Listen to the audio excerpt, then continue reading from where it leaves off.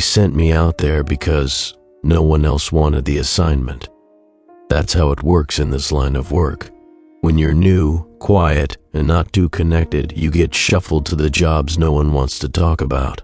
Section 12B ran between two rural towns, mostly single-track through uninhabited hills.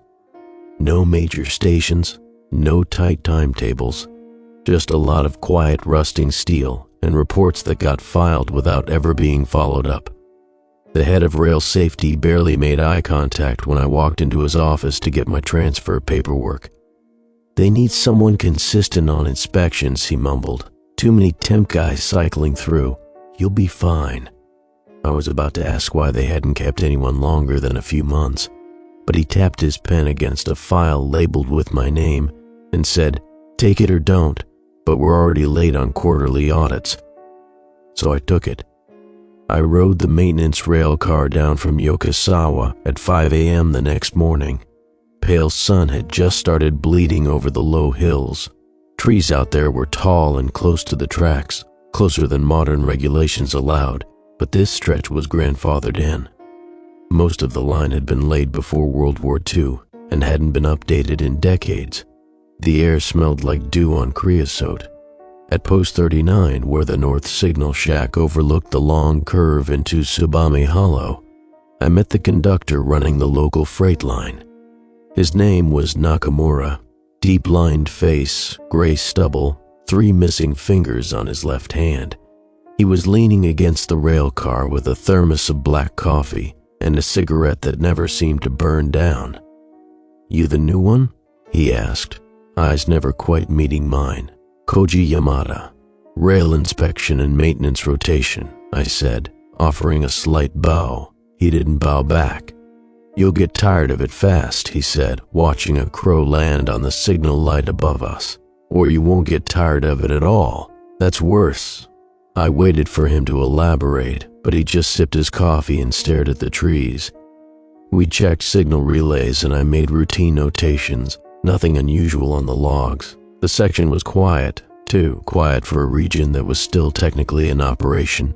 The freight lines ran twice a week, passenger maybe 3 times depending on the schedule. There were rumors the line would be decommissioned within the year.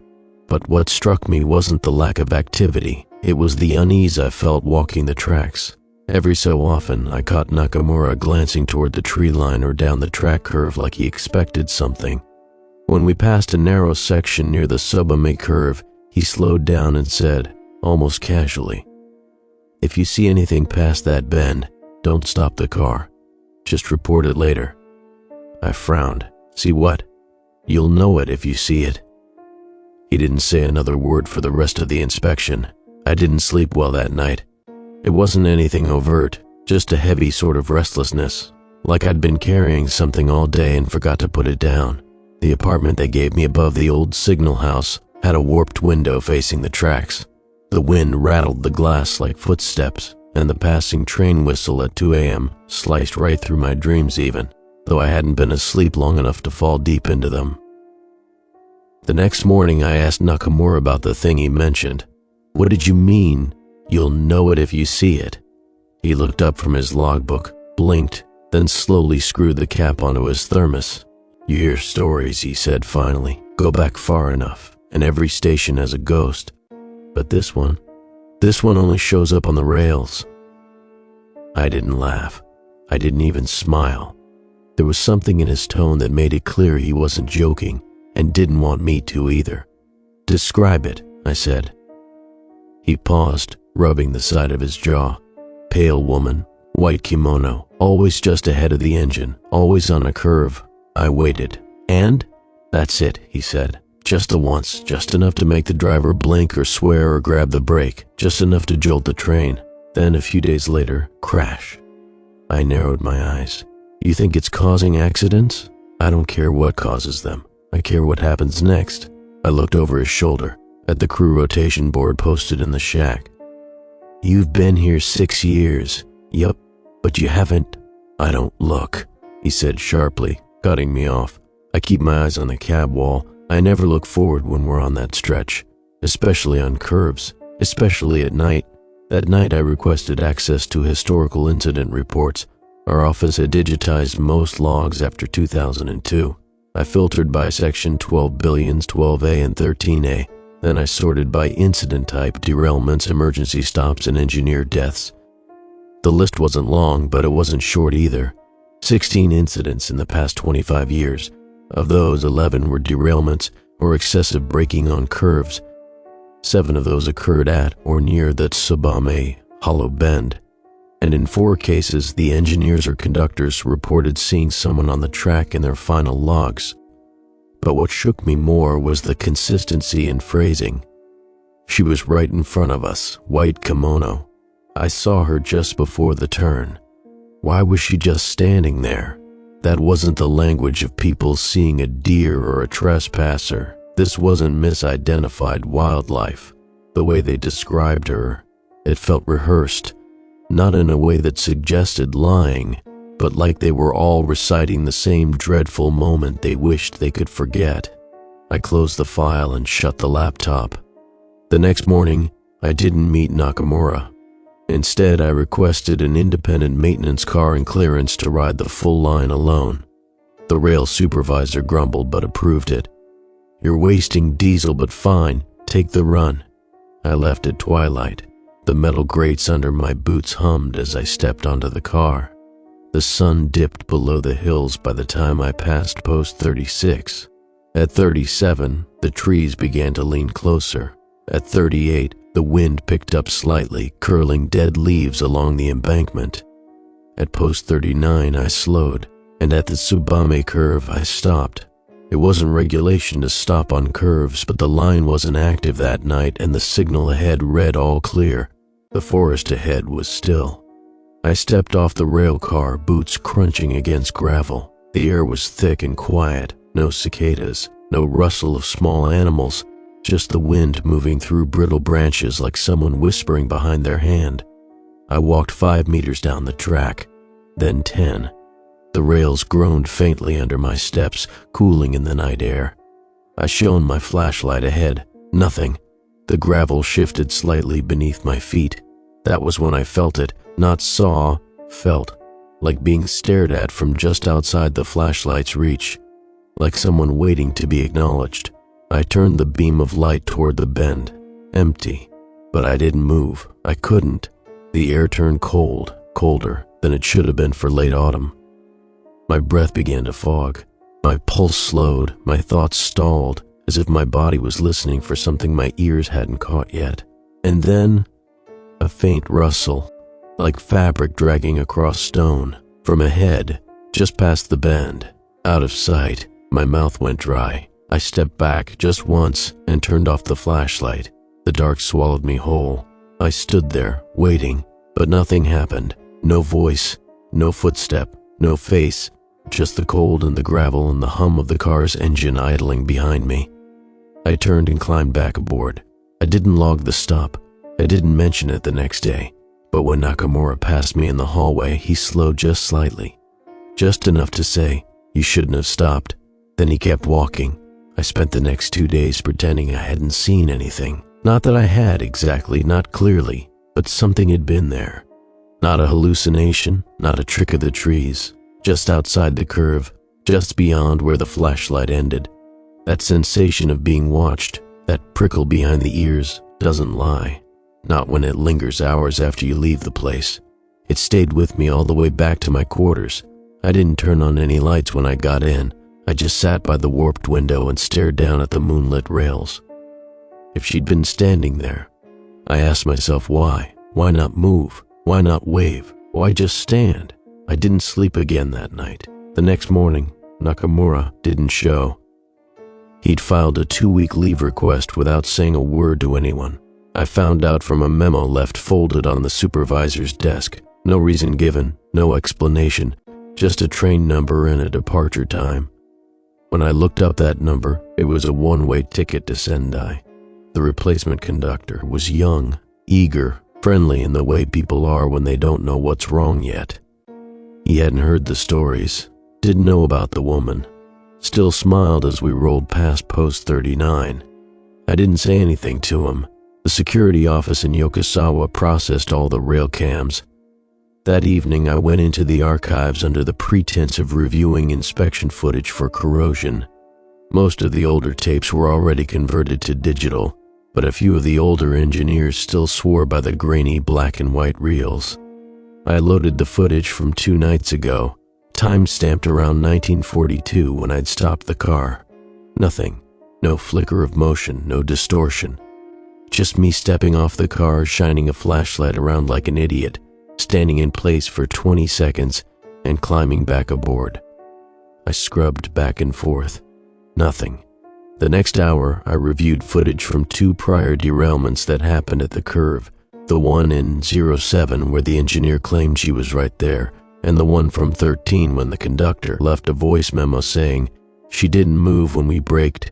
In both cases, the onboard security feed showed no one, no shape, no white silhouette, just the shaking of the cab and the sudden jerk of the brake handles being pulled too late. What the hell was she? I tried asking around. Not directly, just small talk with the switch operators, the crew supervisors, a retired station manager, who now handled lunchroom vending. No one wanted to say her name. She's just a story, one of them muttered. We're not supposed to report things like that. Makes the company nervous. Don't think about it too much and you'll be fine. It was always the same. Look past it. Keep your head down. Don't acknowledge it. Like ignoring cancer in the hopes it won't grow. By the 4th day, I felt a growing knot in my stomach every time I neared the bend. I'd taken to walking parts of the track by foot, saying it was for closer visual inspection, but I wasn't inspecting anything. I was waiting. I thought if I saw her again, I could prove she was real. Or maybe I could do something. Ask her why, or even just see her. Fully, clearly, no tricks of the night or nerves. But she didn't show, not at first. What finally brought her back wasn't me. It was an overheard conversation in the lounge. 2 engineers. One of them looked shaken, rubbing his temples like he was hungover. I swear to God I saw her, he muttered. The other guy, older, shook his head. Don't say it. Don't say anything. Just report a deer and go home. I'm telling you, the younger one insisted, just ahead of the bend. She didn't even move, just stood there. I followed them outside after their shift ended and caught up with the younger one as he lit a cigarette. You were on the 715 northbound? He glanced over, wary. Yeah. Subame curve? He nodded slowly. Yeah. You saw her. He didn't answer. You said she didn't move. He inhaled and exhaled a sharp stream of smoke, then looked me in the eye for the first time. Her feet weren't touching the rails. What? She was just hovering. Not high, just enough that the edge of her kimono wasn't touching the gravel, like she wasn't meant to be there. That same night, I asked for access to the footage from the 715. The supervisor on duty let me check it out. He didn't care what I was looking for. The forward camera showed the bend, the glare of the headlights, trees, darkness, no one there. But the engineer had seen something. I believed him. 3 days later, his train derailed 2 kilometers past Subame Hollow. There was no sharp curve where it happened, just a soft left arc with clear visibility and no maintenance issues. The investigation blamed human error. He survived, walked away with a concussion and broken collarbone. I visited him in the hospital. He didn't want to talk, but as I turned to leave, he grabbed my arm, his grip stronger than I expected. She was looking at me this time, he said, voice hoarse. I was trying not to blink. I thought if I didn't blink, she'd go away. I didn't ask what happened when he blinked. I already knew. The official report excluded anything paranormal. No mention of the bride, no mention of anything on the track. But late that night, I sat alone in my quarters, looking out at the same stretch of steel, and I whispered aloud just to see how it felt. She was looking at me, and something in the stillness of the room felt like it heard me. The next time I took the car out, I did it without permission. I waited until midnight and brought a battery pack, a camera, and a notebook.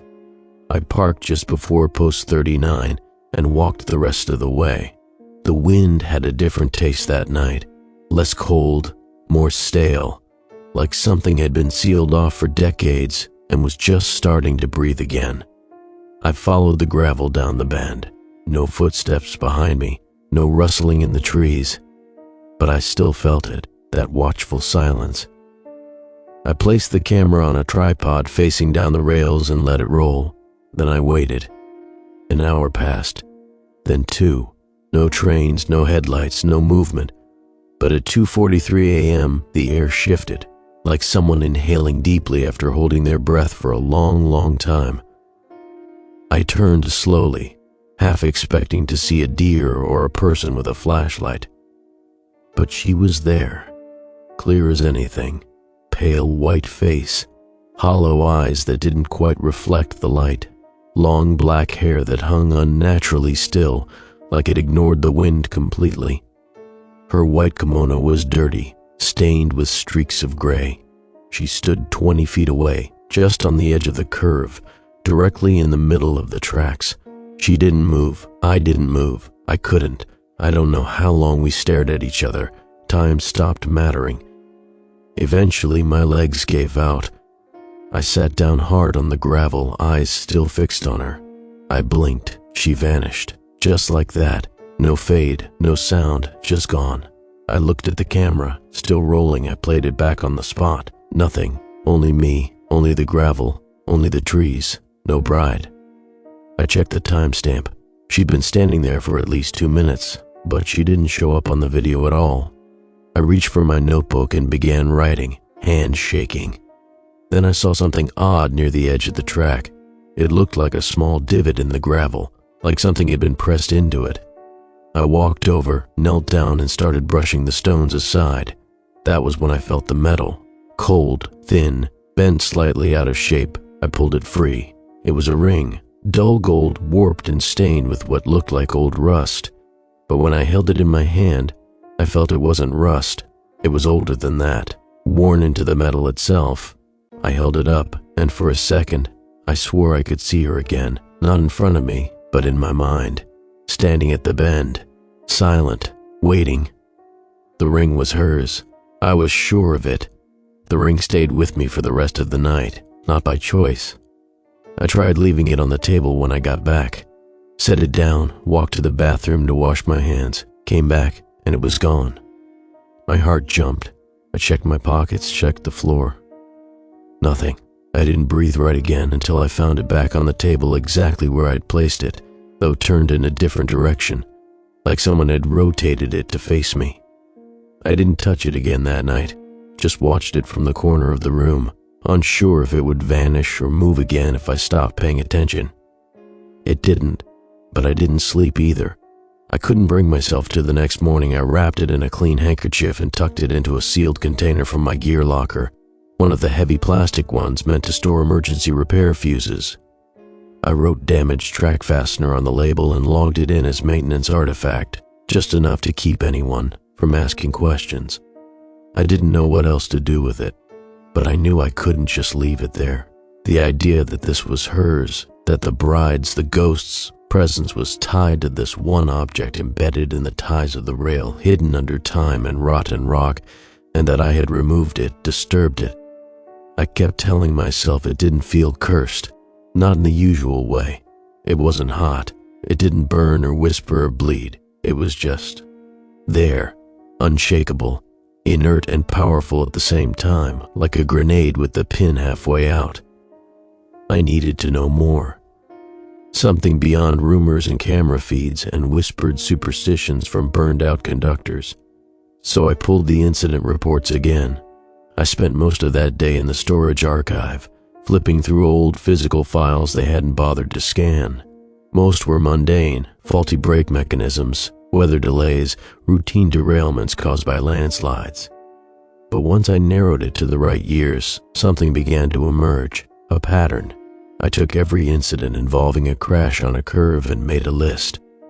Year, time, train number, conductor, and any notes referencing visual disturbances or evasive maneuvers.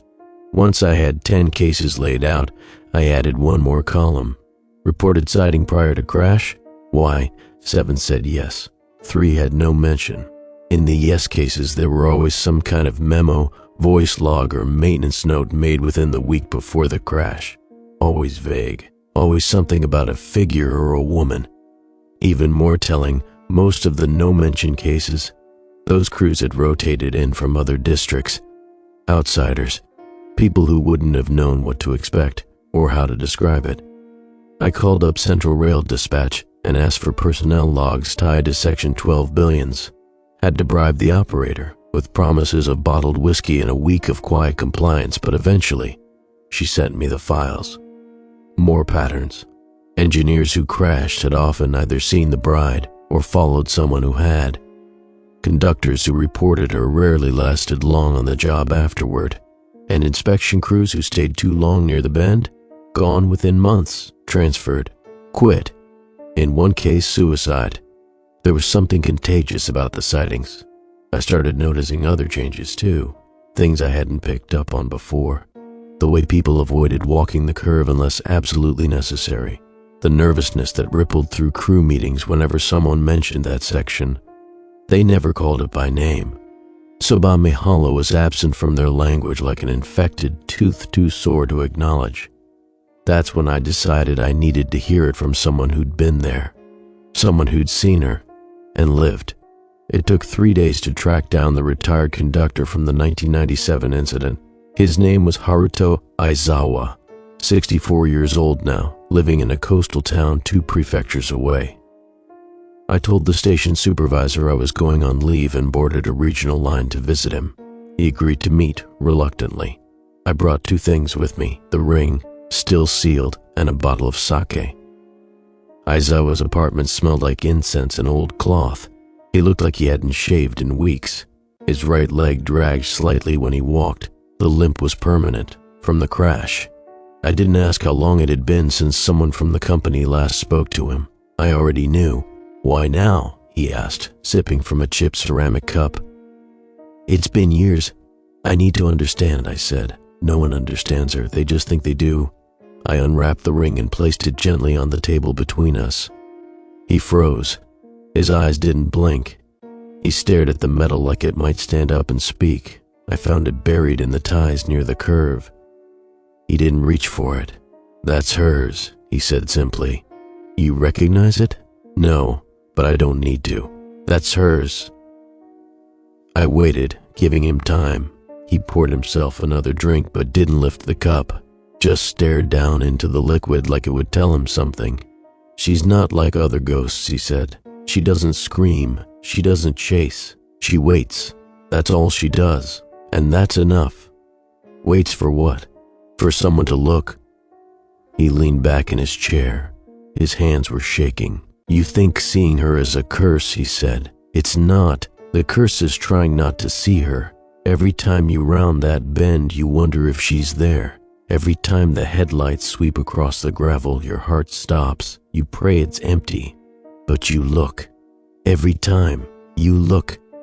He turned his gaze toward the small window beside us, toward a sea he couldn't see. "I was 2 days from retirement when I saw her," he said. 2 days. He paused. She didn't move. She didn't flinch. I pulled the brake. We derailed. I got the blame. "You don't think she meant harm?" "No," he whispered. "I think she just wanted to be noticed." I told him I was going to figure out who she was. His expression didn't change, but something in his posture went soft, like a muscle unclenching after years of tension. "Be careful," he said. "I will." As I got up to leave, he reached across the table and slid the ring gently back toward me with 2 fingers. "You brought it out there," he said. "You keep it." I didn't argue. Back in my quarters, I laid the ring out and stared at it for a long time. There was no inscription inside, just a smooth interior and a thin crack that curved partway along the edge, like it had been stepped on once and slowly bent back into shape. Who did it belong to? If she was a bride, someone must have filed a report. Someone must have claimed her. I went back to the archives, not the digital ones, the physical shelves that no one touched anymore. The train logs from 40 years ago were handwritten, faded ink. Most smelled like mold. I started searching for the years between 1975 and 1985. looking not for crashes this time, but for deaths. Reports of individuals on the tracks, civilian trespassers, anything that might have involved a woman in white. Most incidents were one-line entries, but then I found it. April 18th, 1983, 6:13 p.m. Unidentified female, apparent suicide, on tracks between posts 38 and 39. No identification found. Estimated age, mid-20s, body not claimed. Remains transferred to municipal facility. Closure report filed April 20th, 1983. There was a note attached in a different hand. Witness station master described her as wearing a white kimono. No footwear, no luggage, no blood on hands. Another note, wedding ring not recovered. I sat back in the chair and let the air leak out of my lungs. That was her. Had to be. A bride with no name, no family, no one who came to collect her. She died there. On that stretch, maybe waiting, maybe fleeing, maybe simply walking. And now she waited still. I closed the folder. Her ring sat in my pocket, heavier than it should have been. The sound of the ring shifting in my pocket haunted me more than the ghost ever had. It wasn't loud, not even metallic really, but it was there, like a stone turning over inside my coat whenever I moved, when I sat, when I reached for anything, when I breathed too deep. It made no sound on the recorder. I tested it, laid the ring on a desk, started audio capture, and moved it around.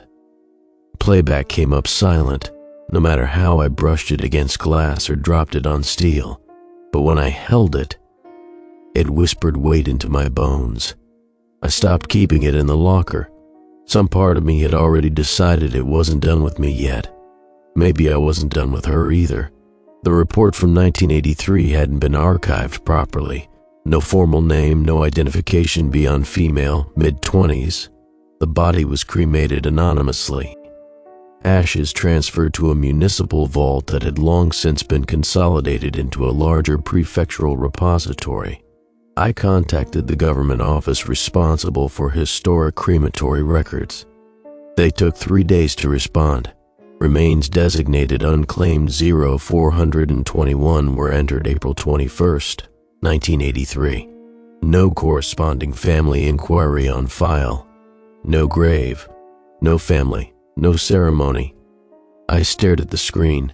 I had no idea how long she'd stood on those tracks waiting for that train. Hours? Days? She could have walked away at any time. But she didn't. She waited. And after all these years, that's all she still did. Waited for someone to see her. I started asking around for anyone who might have worked the lines back then. Most were gone, moved, or buried. One retired dispatcher still lived a few towns away. Name was Okabe, mid-80s, nearly deaf, and notoriously bitter. I visited his home on a rainy afternoon, hoping he might remember anything more. He opened the door a crack and grumbled, "No interviews. I already gave my statements to the company." "I'm not from the company," I said. "I'm not here to ask about the crash. I'm here about the girl. From 1983. He looked at me a long time before unlatching the door. His house was dark. Piles of old maintenance schedules sat untouched on a side table. A half-dead plant drooped near the kitchen window. "You said the girl?" he asked, pouring us both tea. "The one in the kimono?" "Yes," he nodded slowly. "I saw her once, just once, 2 nights before she died." He lit a cigarette with shaky fingers. "She walked along the access road near the switchyard. That's what I remember most, not running, not looking for help, just walking, calm, like she had somewhere to be, and she was already late." He tapped the ash into a chipped bowl. "We radioed her, you know. Back then, we still had someone watching the cameras, said she was too close to the main line. But by the time we rolled the film back, she was gone, vanished between frames." My breath caught. "She didn't show up?" "No," he said, "but that didn't matter. One of the signalmen said he recognized her. Said she used to come down the line every Thursday for 3 months before that. Why? No one knew. Said she'd ride in on the morning express, sit in the last car, and never get off at a station. She'd just be there again the next week. Always the last car. Always looking out the window. I leaned forward. Did anyone talk to her? Some tried. She never answered. Just looked out. He picked up a photograph from a low shelf and handed it to me. Black and white. Faded.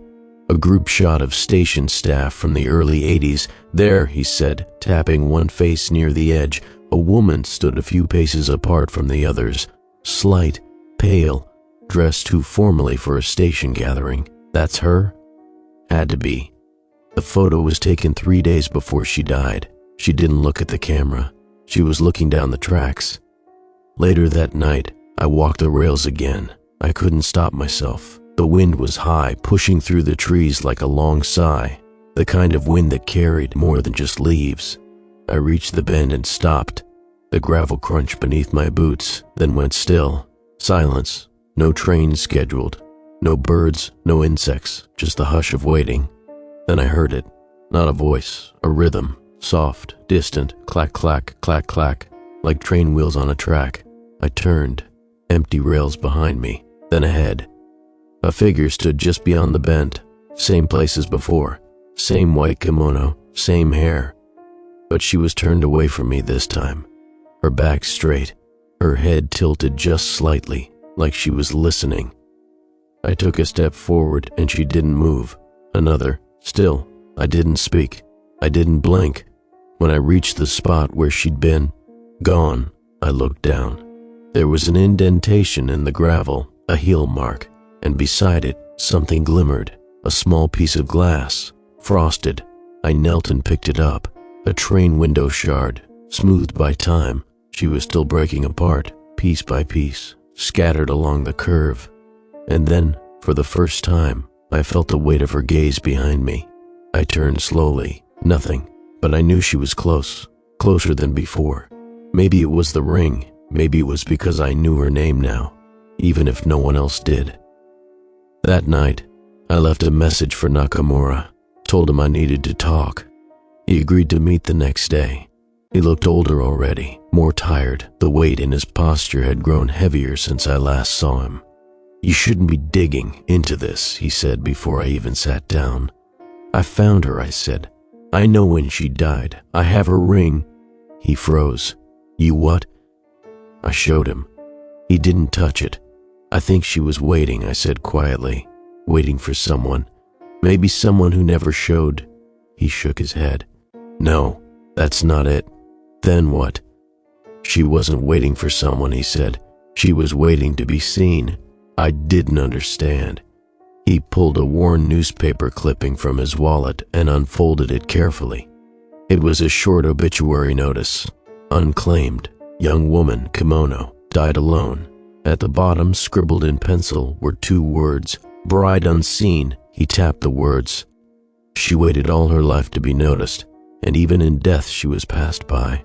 Every train, every person. She stood in front of them all, and they still didn't see her. But people do see her. Too late, he said. I swallowed. Then how do we make it not too late? He looked up. You already have the ring. I waited 3 more nights before I saw her again. This time I didn't take the maintenance car. I walked the rails by foot. Just before midnight, flashlight off. I carried only a headlamp in my pocket and the ring pressed tight in my fist. I wanted to see her without anything between us. No steel frame, no rattling engine, no glass lens that would fail to capture her again. I'd spent too many nights watching security feeds that came back blank. If I was going to face her, it had to be with my own eyes. Post 38 came and went behind me. The moon was barely slivered above the tree line, just enough to cast pale shadows from the bent signal posts. I stepped slowly, letting the gravel shift underfoot. I thought about what Nakamura said, how she wasn't waiting for someone. She was waiting to be seen. But I didn't want to see her tonight. I wanted her to see me. The air shifted the moment I passed the bend. It wasn't the temperature, it was the pressure, like something had sealed in around me. The trees no longer rustled, the air no longer moved. Even the crickets had gone still. She was close. I didn't hear her arrive. I didn't hear her move, but I felt her. The space ahead of me bent inward, like an invisible gaze settling between my ribs. My mouth went dry. I stepped once more, then stopped. She was there, 10 meters ahead. This time, I saw everything. She wasn't hovering. Her bare feet rested gently on the gravel, toes curled against the rocks. Her kimono was torn at the hem, dragging the ground, embroidered with pale chrysanthemums I hadn't noticed before. Her skin was colorless, drained to a bleached pallor. And her hands hung at her sides, fingers loose, as if waiting for something to be handed back to her. I didn't blink, her head tilted as though testing if I would. I didn't move. Her face, God, I had seen old photos, blurry, black and white, taken in haste or distance. I'd imagined a woman lost, confused, sorrowful, but her face wasn't mournful. It wasn't empty. It was expectant, like I was supposed to be here, like this was the moment she'd stood through decades of midnight for. The ring burned in my palm. Without thinking, I stepped forward and held it out, my hand trembling. Her eyes dropped to it. I expected her to react, to scream, to vanish, to recoil. She didn't.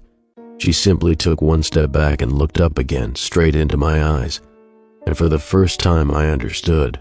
She didn't want the ring. She wanted to remember it. I opened my fingers slowly and placed it down on the track between us. Not tossed, not discarded, returned. The second I let go, the wind came back, hard, rushing through the trees like breath let loose after centuries. The air swirled with sudden force, sending dry leaves scraping down the rail bed. I staggered back, shielding my face. Dust whipped around me, slicing through the quiet with a roar. And when I opened my eyes, she was gone. I looked down. The ring was still there, unmoved, but something had changed. I knew it without knowing how, like a weight had shifted off the rails themselves. I picked up the ring again, half expecting it to be warm now, but it was colder than before. Not dead cold, clean cold, like metal that had been underwater for a long, long time and had finally dried. The walk back was longer than I remembered. Maybe it was because I kept looking over my shoulder. Maybe because, for the first time, I didn't feel watched. But I couldn't shake the tension in my gut, the sense that something still lingered just behind the trees, just beneath the soil, a residue. Back in my quarters, I turned the ring in my fingers again and again. I didn't know what to do with it anymore. Every time I thought about returning it to the place I found it, I imagined her watching from just beyond the bend, waiting again. Unseen again. Forgotten again. No, that wasn't going to happen. She wasn't mine to fix, but she was mine to remember. I barely slept. The next morning, a derailment was reported at Section 14A, one district over. A different curve, different line, freight train, no injuries. But the report chilled me. Engineer said he saw a woman standing on the tracks. White kimono. Same description. But that wasn't possible. She was tied to the bend at Tsubame Hollow. That was where she died. That was where she waited. I needed to know more. I needed confirmation. I dug up a copy of the latest crash report from the Section 14A incident. It hadn't been filed officially yet, but I had enough favors to pull. The footage showed the curve, slow bend, good visibility, no signal loss. The cab audio, however, it froze me. The engineer's voice was trembling. She was there, standing there, didn't move, just like they said, just like the stories, they said. The implication hit me hard. There were others, other stories, other sightings, other women. No, I didn't believe in coincidences anymore. I called Aizawa, told him what happened. He didn't sound surprised. She's moving, he said, after a long silence. "She's never done that before," I said. "No, not her. The story. It's spreading." I didn't understand at first, but later I realized what he meant. Ghosts don't travel, but folklore does. And she wasn't just a ghost anymore. She was a pattern. A warning etched into the minds of those who came too close. And once enough people shared it, believed it, it didn't stay in one place. It followed the belief, which meant she could appear anywhere if someone knew and looked. The next 2 weeks were a blur of movement. I requested temporary reassignment claiming stress. They granted it without argument. I used the time to dig deep beyond official archives into forums, rail blogs, urban legend threads, fringe safety groups, and I found them. Mentions of a woman in white across different prefectures, always near older lines, always at night, always before a curve, always silent. Some went back decades, but they didn't start after 1983. They started around it, a ripple, an echo sent out across the network, each story slightly different. Sometimes her hair was short, sometimes her kimono was cleaner, sometimes she was crouching on the gravel, but always alone, always watching. The idea hit me hard one night sitting in a diner near a junction station. What if this wasn't a haunting tied to one location? What if it was tied to the rail system itself? She died on the tracks, the very tracks that crisscross the entire country. Steel veins carrying life, noise, and motion. She stood still. The trains moved on. No one stopped. No one saw her. And now she stood in all those places, waiting. And the ring? Maybe it wasn't hers to begin with. Maybe it was simply the last piece of her humanity, the one object she left behind when the rest of her went unnoticed. I pressed the ring against the diner table, closed my eyes. I tried to picture her again, not just standing, but turning, facing someone, acknowledged, seen. But in the dark behind my eyelids, she never turned. She never even flinched. She just kept waiting. After the diner, I didn't go back to the apartment. I walked the streets of the junction town until morning, passing overpasses and rail yards, sidings stacked with idle freight. The network felt alive, not just busy or crowded, conscious. The more I thought about it, the more I felt like she was part of it now, woven into the track bed, into the rusted bolts and the pulse of the signals. She wasn't following anyone, and she wasn't bound to a station. She was embedded in the system, a scar across iron. I called dispatch the next day and asked for a secondary key to a maintenance locker near the Sub-Ame Hollow stretch.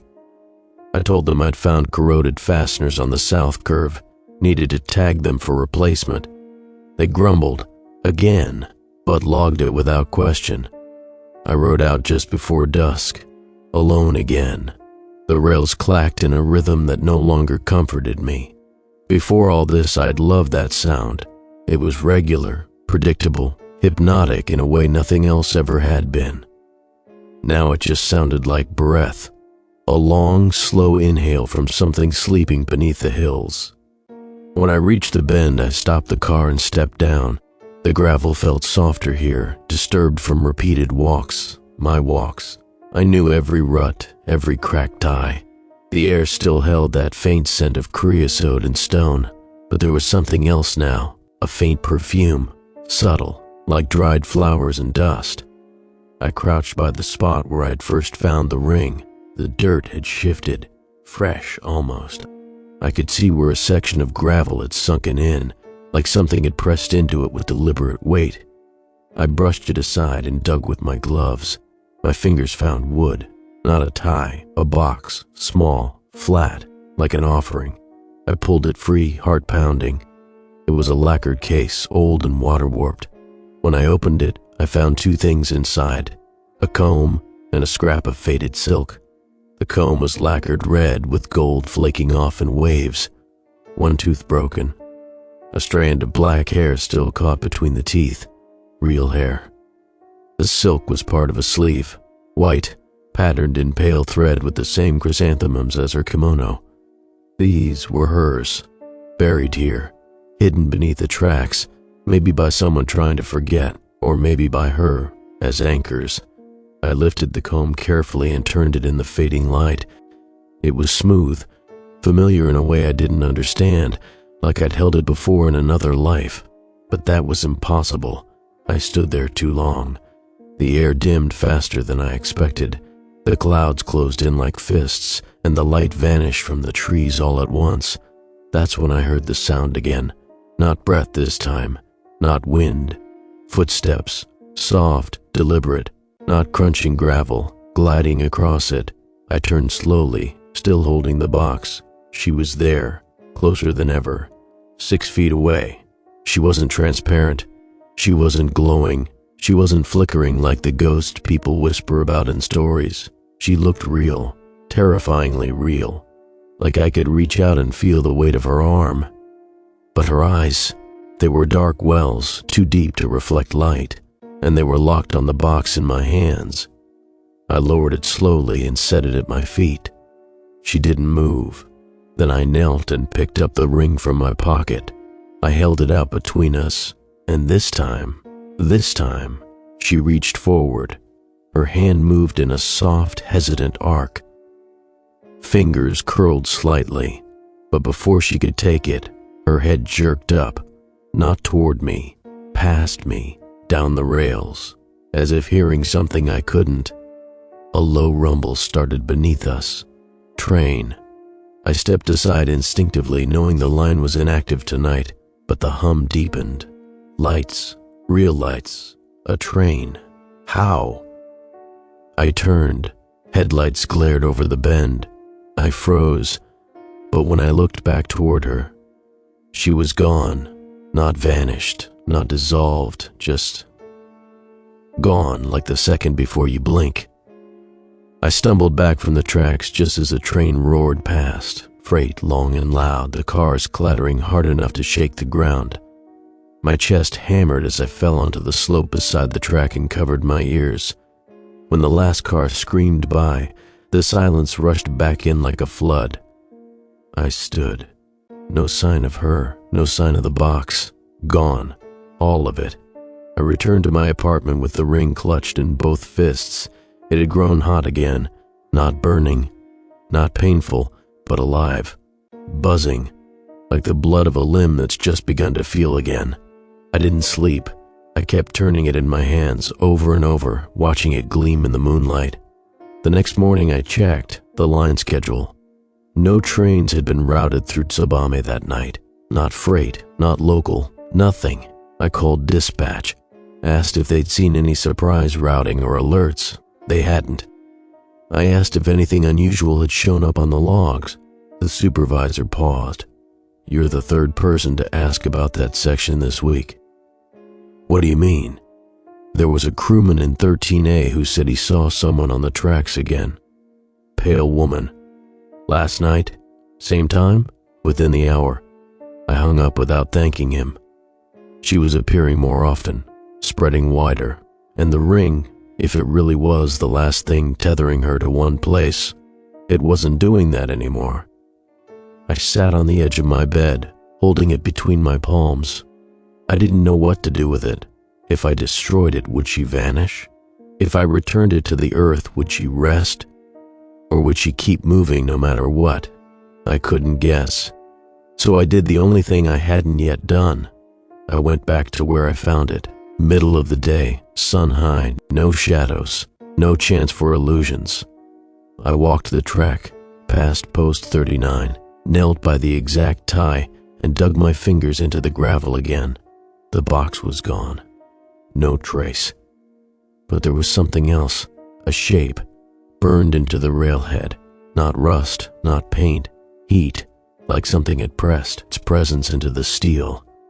An outline, a faint pale curve, a handprint. I touched it. It was still warm.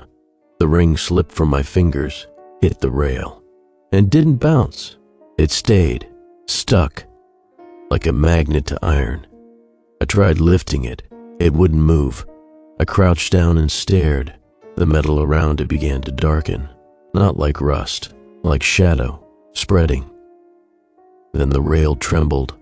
Once, a pulse, and the ring sank into the steel like it was being pulled downward, like hot iron absorbing a brand.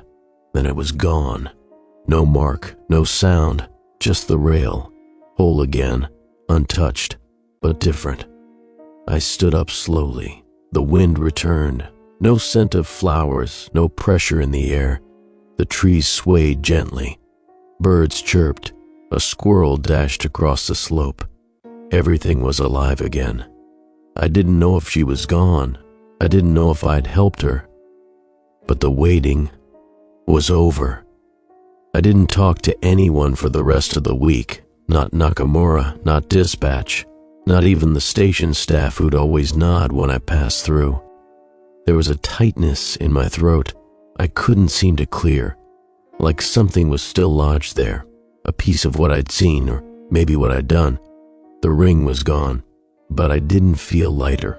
I felt watched, not the way I had before, not the thick, skin-prickling sense of being stared at from the trees, but something more delicate now, like an echo that hadn't faded yet, like the moment after a bell stops ringing, when the air still feels shaped by the sound. I kept waking up at 3:13 a.m., always that time, not with fear, with stillness and silence, a kind of silence that waited. I went back to the archive office 3 days after the ring vanished. I told myself it was to close out a loop, to finish filing what I'd started, but that wasn't it. I needed to see it again, in writing. I needed to know I hadn't imagined her, that this hadn't all been some cracked isolation spiral driven by late nights and old myths. I pulled the report from 1983 again, the suicide with no name, no identity, no recovery of personal effects. The handwriting was the same, the ink, the phrasing, but something wasn't the same. At the bottom of the form, under personal belongings, where it had once said none recovered, there was now an entry. Wedding ring, bent, found embedded in rail ties, catalogued April 20th, 1983. I froze. That wasn't there before. I knew it wasn't.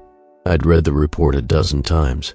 I flipped back through the old paper logbooks, looked at the scanned timestamps. No edits, no changes. But there it was, in black ink, sitting there as if it had always been written, which meant one of two things.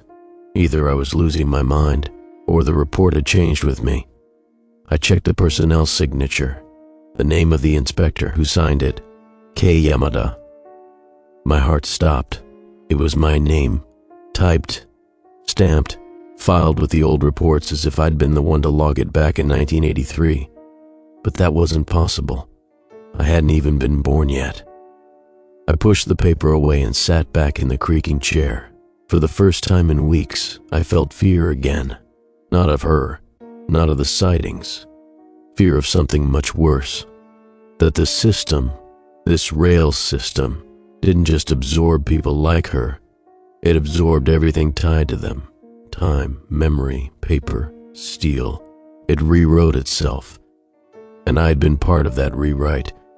I stood abruptly and left the archive room, leaving the folder open on the desk. I didn't log the session. I didn't speak to the clerk. Back in my quarters, I pulled out my own inspection logbook, the one I carried since the day I transferred in. I flipped to the first entry, routine track clearance, April 3, to Tsubame Hollow, post 39, tie condition logged as stable. All the entries looked normal, until I reached April 18th, where I'd written, weeks ago, small item recovered between ties, not tagged. Now, under it, there was an additional line in my handwriting I didn't remember writing. Personal effect, female, approx, early 1980 feats. I dropped the book. When I picked it back up, my hand was trembling. I wasn't imagining this. Something had changed. Something had been changed, and not by me. That night, I didn't sleep. I walked the rails again instead, flashlight off, letting the night guide me by feel. I didn't expect to see her again, but I wasn't sure I was looking for her anymore. I was looking for evidence that she'd been there, that I wasn't the only one still remembering. The spot where I found the ring was untouched, The gravel was undisturbed, no imprint, no warmth, no echo. But when I walked 20 paces north, right near the signal box where the maintenance logs had always claimed a broken relay, I saw something in the dirt, a torn page. I picked it up carefully. It looked like a piece of a guest registry, the kind you'd find at a funeral. The ink was smeared, the paper wet at the edges. But one name stood out, Yumi Hoshino, not typed, signed, by hand, and under it a short message. "I'm sorry we didn't wait for you." I stared at it until the cold air started to bite through my jacket. "Yumi." I whispered it aloud, and for a second, just a second, I thought I saw a shape standing at the bend. But when I turned, there was nothing. No bride, no ghost. Just wind. The name wouldn't leave me. Yumi. I went back to town and searched every local registry, marriage license archive, and missing persons report I could get my hands on. Nothing. Not in 1983. Not near the tracks. Not among the unclaimed. But in a newspaper from March of that year, buried under classifieds, I found a notice. Hoshino Takeda wedding canceled. No reason listed. Bride's name, Yumi Hoshino. She'd been real. Not a rumor, not a myth. A woman with a wedding planned. Canceled a month before the suicide. I sat there in the tiny library until the overhead lights flicked off around me. I stared at her name on that page until my eyes blurred. "I'm sorry we didn't wait for you." Had it been a message to her? Had her fiancé walked away? Had the family buried the story? I'd never know. But someone had remembered her. And that was enough to change something, to stir something, to make the system notice. That night, I took the name and wrote it at the top of the incident report in the archives, in pencil. Just a small gesture. No one would notice. But if the paper changed again, I'd see it. The next morning I checked. Her name was inked in, permanent. The pencil was gone. And beside her name was the signature of the original coroner, someone who'd been dead for decades. That's when I understood. This wasn't just about ghosts. This was about the system, remembering something it was never meant to forget. About the way tracks hold everything that passes over them. Flesh, metal, memory. And now it held her name again. And maybe that was enough. The next accident came sooner than anyone expected. I was halfway through a line survey just west of Shonai when my phone started buzzing in my pocket, non-stop. Not messages, calls, one after another. By the third one I answered, the voice on the other end belonged to a junior rail supervisor named Shintani, someone I'd barely spoken to before. He sounded breathless. "There's been a derailment," he said. "Northbound freight, curved near Sector 10C, any casualties?" Engineer survived, no one else aboard, but he left a note in the cab. Just one sentence. I knew what it was before he said it. She was there again. My chest tightened. I'd been so sure, so certain, that returning the ring, marking her name, remembering her, had done something, settled something. But she was still appearing, and the crashes were still following. Something didn't make sense. I requested the engineer's contact. It took some convincing, but Shintani eventually gave me the hospital information. I told them I was with Operations Review and needed to debrief the survivor before the formal hearing. I was let in without delay. The engineer, a middle-aged man with a deep cut across his forehead and a cast on his left arm, looked at me without blinking as I entered. His face was pale, hollowed by something deeper than pain. I introduced myself, told him I wasn't here to reprimand or interrogate. I just needed him to talk. "I saw her," he said, before I could even sit down. I didn't know what I was looking at first. I thought it was a banner or a piece of cloth caught on a signal post, but then it moved. Where? On the tracks, right before the curve. She was just standing there, not flinching, not moving. I hit the brakes, but he trailed off. It was already too late. "Had you ever heard of her before?" He looked down at his lap. "Yes, but I thought it was just a story, a ghost tale for night shifts, like the smoking man in Tunnel 5 or the kid who waves from the slope past Midori. I didn't think..." He swallowed. I didn't think it was real. Do you remember anything else? He nodded slowly. She looked at me. My throat tightened. She looked right into the cab like she knew I was watching. And there was something in her eyes, not anger, not sorrow, just... He didn't finish. Just what? Recognition. The word sat between us like a stone. Recognition. She knew him. No, not him specifically, but something about him. Like the way a candle recognizes a draft. I thanked him and left, stepping into the cold hallway and gripping the stair rail harder than necessary as I descended. That was the first time I questioned everything I'd done.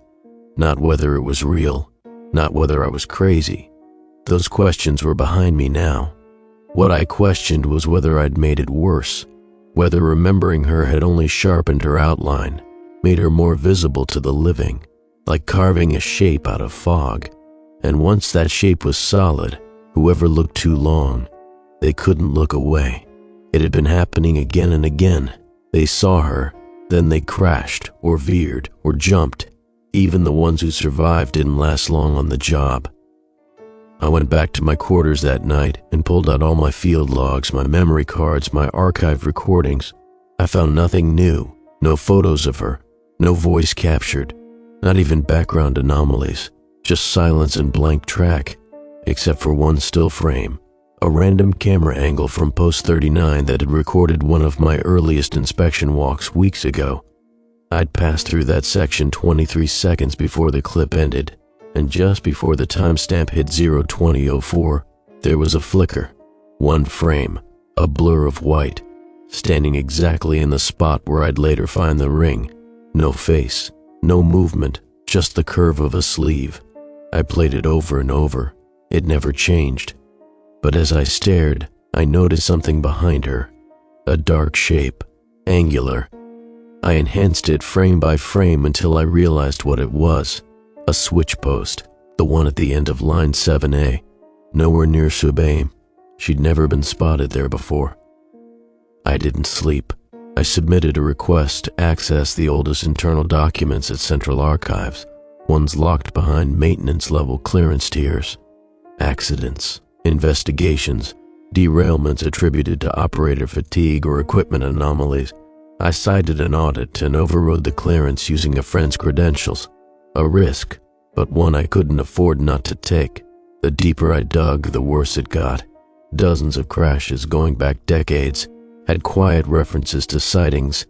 None said woman, none said ghost. They were buried in innocuous terms. Unidentified figure seen at curve, apparent trespasser near impact zone. Distraction noted by engineer pre-incident. Each time the aftermath was the same. Engineer hospitalized. Files sealed. No footage saved. But one stood out.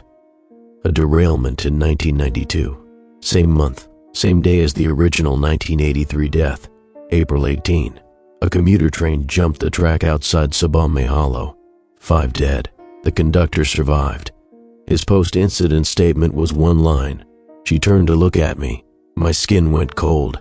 That was nearly a decade after her death, and it had happened on the anniversary. I checked again. So had this recent one. The freight train from Sector 10C, also April 18th. She was growing stronger on that date. Not just more present, more connected. What I dismissed as repetition was something else. She wasn't random, she was rhythmic, bound not just to the rails, but to remembrance. And each time someone got closer, she came more into focus. Not because she wanted to hurt them, because she needed them. I realized then what had gone wrong. The ring wasn't a relic. It was a message, a marker she'd left behind. And returning it wasn't an end. It was a beginning. Because she didn't want the ring. She wanted to be seen holding it. She wanted to finish what had been interrupted. Something small, something ceremonial. But she never got the chance. The train took that from her, and we just kept rolling past. I packed a small case that night and left before sunrise. No note, no contact. I drove out to the site of the original death with the one thing I still had from that lacquer box, the broken comb. the only object she hadn't absorbed. It had stayed in my drawer, untouched, dry, fragile. I carried it like a peace offering. As the morning train started humming through the valleys, I sat beside the track and waited. No wind, no chill, just sun on gravel and steel. I placed the comb at the same tie where the ring had vanished, and I whispered, "Yumi." I said it once, then twice, then again and again like a litany, until it didn't feel like a name anymore but a summoning. And as the wind picked up around the rails and birds scattered from the trees, I heard her voice, just once, behind me, soft, like a memory half remembered. I waited, I turned, and saw no one. But I believed her, because that was the first time she'd spoken. And that changed everything. I didn't tell anyone what I'd heard, not because I thought they wouldn't believe me, I knew they wouldn't, but because it wasn't meant to be shared. The voice hadn't been loud. It hadn't echoed or rung through the trees like some horror story. It had barely broken the quiet. It had felt private, like the words had passed between us without ever leaving her mouth. I waited. I sat for another hour by the tracks, watching the light move down the trees. No shape appeared, no woman, no white, just wind. I think that was the first moment I understood this wasn't about hauntings, not really. Not even about revenge. It was about completion. The same way a train line is useless if it stops just before the last station, she had never reached the end of her path. Not in life, not in death. The ring, the comb, the funeral page, all pieces. But no one had ever stayed long enough to put them together. They'd all turned away. She didn't want them to look back. She wanted someone to stay. I left the comb on the rail, tucked gently between the bolts, and walked back to the depot. No footsteps followed. That night, I wrote my report. It was my last official entry. I logged the inspection under Tsubame Hollow, routine maintenance. I marked post 39 as cleared. I submitted the report and didn't mention the comb, didn't mention Yumi, didn't say anything about the woman in white, but I included one line under additional notes. Curve is settled. Movement ceased. The next morning I got a call. A conductor on the early express had passed through Tsubame Hollow without issue. No sightings, no reports, no tremors in the cab, no sudden brake checks, just clean uninterrupted track. The first in months. I asked if the engineer had seen anything. Shintani, the supervisor, paused on the other end of the line. Then he said, "Actually," he said it was weirdly calm. Calm? He used that word twice. Said it felt like the track was done holding its breath. I didn't know what to say. "Something wrong?" Shintani asked. "No," I said. "Just unexpected. Good kind of unexpected?" I thought about it. "Yes," I said. "I think so." We hung up. I didn't go back to the curve. I didn't need to. Because 3 days later the silence broke. But not in the way I feared. It happened when I got an envelope in the mail, hand-delivered, no stamp. It contained a folded sheet of paper and nothing else. Typed, old ribbon ink, slightly misaligned, name Yumi Hoshino. Date of death, April 18th, 1983. Cause, railway impact, self-inflicted. Remains recovered and cremated. Final record location, Central Memorial Archive, Yokosawa office. Status registered. At the bottom was a new line. Entry completed by K. Yamada. My hand shook. This wasn't just some echo in the system. The registry had accepted her. Someone, something had taken my presence, my notes, my searches, and entered them as the final missing part. She was no longer listed as unclaimed. She had a name, a cause, a record. She'd been seen. That afternoon, I took a train to the Central Memorial Archive. Not the rail office, the actual municipal memorial records, housed in an old concrete building near the town hall. I asked to see the entry. The clerk led me to a terminal, entered the credentials and pulled it up without hesitation. Yumi Hoshino. Date, status, entry number, and then a digital note tagged to her file, memorial stone pending placement. I asked where. She blinked at me. Sorry, the stone. Where is it going? She tapped her keyboard. We don't do that. Unless someone requests a marker, I'm requesting it. Family only. There is no family, she shrugged. Then almost reluctantly said, unless it was listed as part of an official recovery process. Check. She did. Her fingers slowed. It's been pre-approved, she murmured. Who filed this? I didn't answer. 2 days later, I returned to the site. They'd cleared a small patch of ground off the right-of-way near the bend, far enough from the tracks to meet safety codes, but close enough to hear the trains pass. The stone was already there, unpolished gray, small, modest, no statue, no lantern, no gate, just a single line, Yumi Hoshino, always waiting. I stood in front of it for a long time. Birds called softly in the distance. A squirrel darted between the trees behind the signal box. The sky was overcast, but light still poured through the gaps in the clouds. I waited. I wasn't sure what I was expecting. A whisper, a shift in the air, a chill, something. But all I felt was stillness. Not the kind that comes before something awful, the kind that comes after. Peace. I turned to leave, but just before I stepped off the gravel and back toward the car, I saw her. Not close. Far down the tracks where the line began to fade into the woods, a pale figure, facing me, not moving, but not waiting anymore, just standing, like someone watching a train disappear down the line. I didn't blink, I didn't look away, and after a few seconds, she bowed, once, slow, then turned and walked into the trees. I stayed another month after that, not because I was ordered to. No one followed up, no one asked for extra reports. My transfer paperwork had already cleared. The station manager even sent me a polite message saying they appreciated my efforts and that Section 12 billions had been more stable than expected lately. I should have left, should have started packing, but I couldn't. I needed to be certain. The sightings stopped. That was the first thing I noticed. No engineers reported her.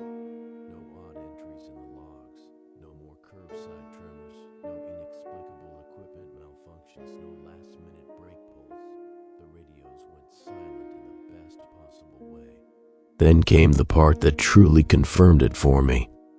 A young conductor named Minami, fresh out of academy, came through post 39 during her solo certification run. She asked me afterward with a half smile and a note of embarrassment in her voice, "So, where's the ghost everyone warned me about?" I laughed, an honest, open laugh that felt strange in my chest. I told her she must have scared it off. She grinned, shook her head, and moved on. But inside I knew the truth. Yumi was gone. Not banished, not exorcised, just gone. Her name was in the records now. She had a place, a stone, a witness, a voice, whatever she'd been waiting for. It was no longer out of reach, no longer haunting the rails that had carried her name away for decades. And the system, whatever it was that had been echoing her presence in old reports and distorted timelines, had accepted it too. As if the act of memory itself was enough to rebalance it. On my final day, I rode the line alone one last time. A maintenance car, same as the first. I kept the speed slow, watched every bend, every crossing, every signal light with deliberate attention. When I passed the curve at Tsubame Hollow, the sun was rising behind it. It framed the trees in orange, made the gravel shine like something new. The track was still, smooth. No birds scattered, no pressure clung to the air. I slowed as I passed the marker stone just to look. It sat quietly among the grass, unbothered. A single iris had bloomed beside it. I hadn't planted it, didn't need to.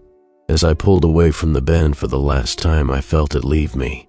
The weight, the ring's cold shape, the endless breathless waiting, all of it fell away.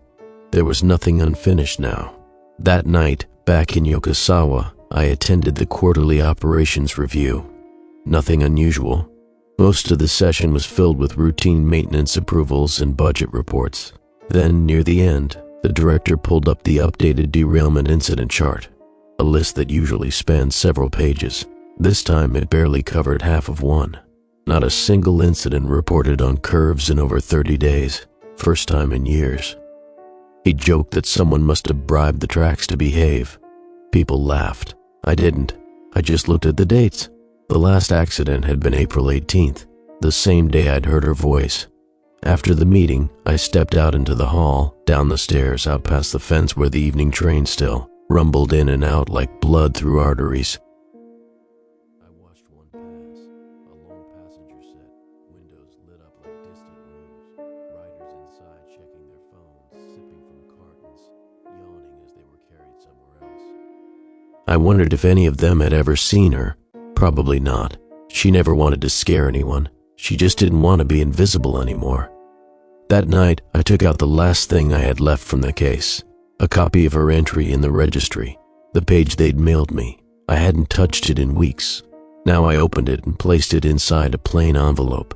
No name. No address.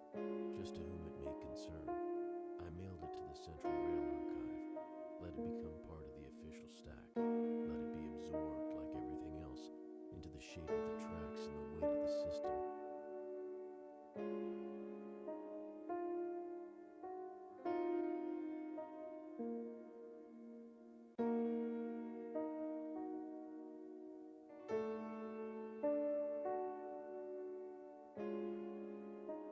Didn't check the tracks from my window. I didn't look behind me. She wasn't there, and I wasn't hers anymore. Weeks passed, then months. The line held steady. No curved derailments, no quiet footfalls behind field workers, and not a single mention of a pale bride in any radio chatter, maintenance log, or internal memo. She had been seen, she had been remembered, and in the end, that was enough. I still think about her. Sometimes when I ride a quiet train at night and the windows go black against the glass, I catch myself staring into them, wondering what I'd see if I looked hard enough. But there's never anything there. Just my reflection, not hers.